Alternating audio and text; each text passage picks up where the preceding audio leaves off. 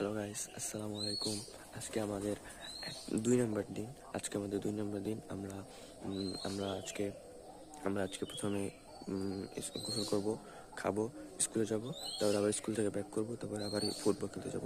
কারণ আমাদের আগামী কালকে খেলা আছে, তো আজকে আমাদের যেতে হবে। কারণ এই একদিন না গেলে হয়তো একটু কষ্ট হয়ে যাবে। আর বৈশাখ খেলা হবে বুটে। আর বুটে খেলার জন্য আমাদের একটু প্র্যাকটিস করা প্রয়োজন, কারণ আমরা বুটে সাধারণত খেলি না, আমরা শুধু খালি পায়ে খেলি। তো আমার একটু বুটে প্র্যাকটিস করার প্রয়োজন। তো বুটে প্র্যাকটিস করবো, তারপর বাড়ি আসবো। বাড়ি এসে আবার হয়তো ইনশাল্লাহ পড়াশোনা করতে হবে, পড়াশোনা করবো। তারপরে আগামীকাল সকালে 7টার মধ্যে স্কুলে থাকলেও আমরা যেতে পারবো। আমরা জেলা পর্যায়ে খেলা যেতে পারবো। আর জেলা পর্যায়ে খেলতে যাবো আমরা স্কুল থেকে।